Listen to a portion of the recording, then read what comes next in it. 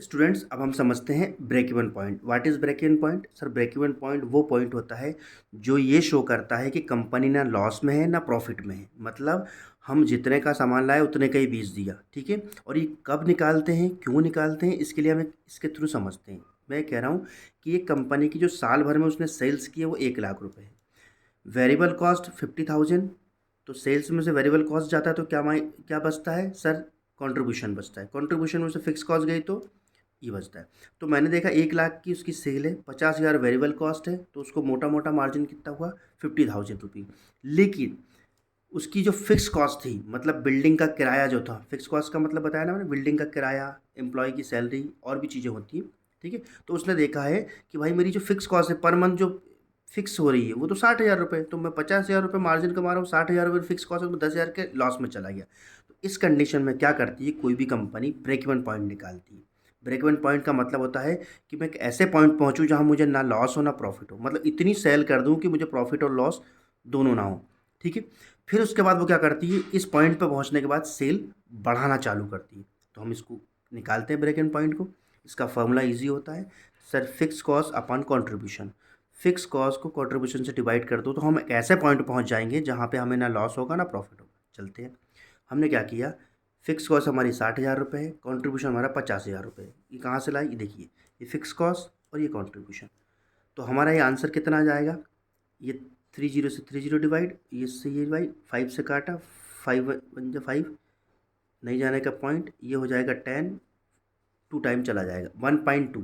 वो ये कह रहा है आपकी सेल को 1.2 टाइम इंक्रीज कर दो, मतलब एक 1.2 से मल्टीप्लाई कर दो या 1.2 टाइम्स इंक्रीज कर दो। इंक्रीज मतलब बढ़ा दो, आपकी सेल को 1.2 टाइम्स बढ़ा दो। तो बढ़ा देता हूँ मैं, ठीक है। तो देखता हूँ मुझे ना, वो ये कह रहा है अगर आप अपनी सेल को 1.2 टाइम बढ़ा दोगे तो आप ये 10,000 के लॉस से बच जाओगे, ठीक है। मैंने साल भर मेहनत की और 1.2 बढ़ा दी।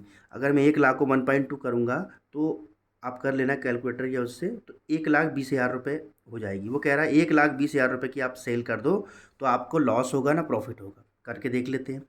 तो 1.2 को बढ़ा दिया। अब जब मेरी सेल बढ़ेगी तो वेरिएबल कॉस्ट भी बढ़ जाएगी। वेरिएबल कॉस्ट मैंने बताया था चेंज होती है, ठीक है। तो वन जब ये सेल 1.2 है तो मेरी वेरिएबल कॉस्ट भी, मतलब मुझे सामान भी 1.2 गुना बना पड़ेगा। अगर मैं 50,000 का इसे 1.2 में करता हूँ तो ये हो जाएगा आपका, करके देख लीजिए आप, ये शायद 60,000 के लगभग होगा, ठीक है। आप मल्टीप्लाई कर लीजिए। तो मैं कह रहा हूँ मेरी 1,20,000 रुपये की मैंने सेल करी, 60,000 रुपये मेरा वेरिएबल कॉस्ट हो गया। अब ये 60,000 रुपये कहाँ से आए? मैंने कहा जब सेल को आप 1.2 टाइम बढ़ा रहे हो तो वेरिएबल कॉस्ट भी बढ़ेगी। वेरिएबल कॉस्ट कौन सी कॉस्ट होती है? जो चेंज होती रहती है, ठीक है। तो जब मैं सेल बढ़ाने जाऊंगा मेरी दुकान में तो मुझे खरीदारी भी ज़्यादा करनी पड़ेगी। जब मैं सेल 1.2 बढ़ाऊंगा तो खरीदारी भी 1.2 करवानी पड़ेगी। तो मैंने खरीदारी बढ़ा दी, तो 1,20,000 में से 60,000 गए तो 60,000 बचे। अब अब आप कहोगे सर फिक्स कॉस्ट नहीं, फिक्स कॉस्ट तो फिक्स है, वो नहीं इंक्रीज होगी। क्यों नहीं होगी? क्योंकि बिल्डिंग का किराया तो आप चाहे 50 लाख की सेल करो चाहे 10 लाख की करो, बिल्डिंग का किराया तो फिक्स रहता है। तो मेरी बिल्डिंग का किराया मेरा फिक्स था। तो देखिए ये ज़ीरो हो गया, पहुंच गए ब्रेक इवन पॉइंट। उसने क्या बता दिया? ब्रेक इवन पॉइंट ये बता रहा है कि आप अगर 1.2 टाइम्स सेल को बढ़ाओगे तो आप लॉस और प्रॉफिट में नहीं होगे। मतलब आपका ये जो लॉस 10,000 का हुआ था ये कवर हो जाएगा, ठीक है। अब साल भर मेहनत की, अब मैंने कहा कि जैसे ही ब्रेक इवन पॉइंट निकाला तो अब मैं कहाँ जाऊँगा? लालच बढ़ जाएगा कि अब मैं क्या कर लूँ, ठीक है। अब मैं क्या कर लूँ, मैं सेल को और बढ़ा दूँ। मैंने साल भर मेहनत की, अब 1.2 की जगह मैं मन से दुगनी कर देता हूँ सेल को। 1 लाख से मैं कितनी कर देता हूँ? डबल कर देता हूँ। मैं कहता हूँ मैंने डबल मेहनत की और सेल डबल हो गई। वो कह रहा है कि ये भी तो डबल हो जाएगा। हाँ सर, डबल हो जाएगा। क्यों? वेरिएबल कॉस्ट भी डबल होगी ना। जब मैं सेल डबल करूँगा तो मुझे खरीदारी भी डबल करनी पड़ेगी, ठीक है। 2 लाख में से 1 लाख गए तो 1 लाख। अब क्या फिक्स कॉस्ट भी इंक्रीज होगी? नो, बिल्डिंग का किराया वही रहेगा। तो मेरी फिक्स कॉस्ट 50,000 रुपये की थी, तो मैं कहाँ पहुँच गया? 50,000 के प्रॉफिट पे। 50,000 रुपये प्रॉफिट कमा लिया। तो ब्रेक इवन पॉइंट से समझ गए क्यों हम फाइंड आउट करते हैं स्टूडेंट्स?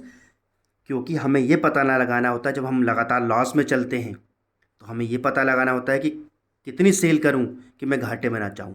अब मैंने घाटे में ना जाऊं वो वाला पॉइंट निकाल लिया, तो अब क्या करूंगा मैं, ठीक है। 1.2 टाइम पर। अब मैंने क्या करा, साल भर मेहनत की और मेरी सेल को डबल कर लिया मैंने, ठीक है।